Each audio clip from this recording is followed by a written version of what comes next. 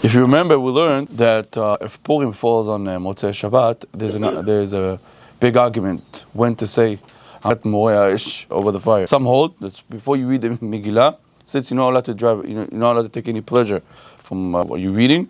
So, and the fire basically helps you read the Megillah. Then you should say it before reading the Megillah.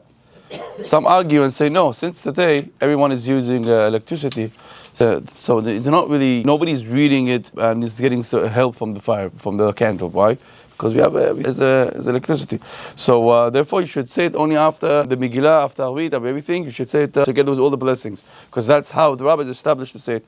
So that's the argument. But here in Tisha BeAv, there's no argument, and all agree that you have to say before reading Megillah. Why? Because anyway, we're not going to drink wine. We're not going to say Havdalah only day after, right? And only over a cup of wine, and I'm not going to say over the spices, nothing.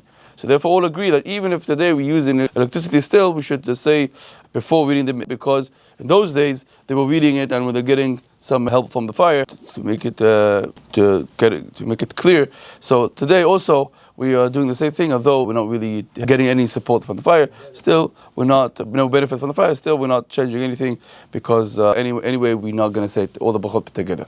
Purim was different. There's good reason why they say it after, to say all the brachot together at the same time. But here we don't have it, so therefore we go back to the original custom, the old one, and we should say it before reading Megillat.